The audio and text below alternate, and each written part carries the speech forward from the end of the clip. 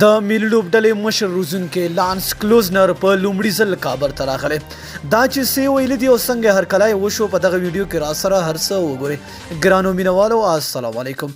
د افغانستان کرکټ ملي لوبډلې مشر روزونکی لانس کلوزنر افغانستان ته راغلی دی چې په کابل کې تود هرکلی شوی دی. نوموړي چې د 2019 کال د سپټمبر په میاشت کې د افغانستان کرکټ ملي لوبډلې لوبډل مشر ټاکل شوی دی په هند کې د ویسټ انډیز پر وړاندې لوبو کې د ملي لوبډلې سره و. همداراز په متحده عربي اماراتو کې د افغان لوبډلې د 10 ورځنۍ تمریناتي کمپ کې هم و چې د یاد تمریناتي کمپ له ختمېدو وروسته د ملي لوبډلې سره یو ځای کابل ته راغلی دی. د افغانستان کرکټ بورډ د رسنیو برخې په وینا د ملي لوبډلې مشر روزونکی لانس کلوزنر نن کابل ته راغی او د افغانستان کرکټ بورډ چارواکو او کارکونکو له لوري ترې ګرم هرکلی وشو.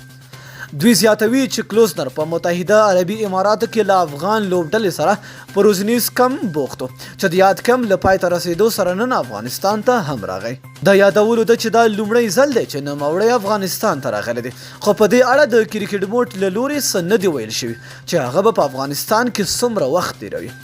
لانس کلوزنر چې د سویلي افریقا کرکټ ملي لوبډلې پخوانی مخکښ آلراونډر او روزونکی پاتې شوی دی د 1999 کال نړیوال جام کې د سویلي افریقا لوبډلې نیمه پایلوبې ته لار پیدا کړه چې په دې کې د لانس کلوزنر هم ستر لاس و ځکه نوموړی په 8 لوبو کې 19 وکټې ترلاسه کړې او 250 منډې وکړې چې 2 نیمه سلیزې هم پکې شاملې وي چې له هغه وروسته نوموړی د توپ اچونې ترڅنګ په توپخانه کې ځان هم ثابت کړ. نو دوستانو که ویډیو مو خوښ وي در سره لایک یې کړئ او د خپلو دوستانو سره یې شیر کړئ.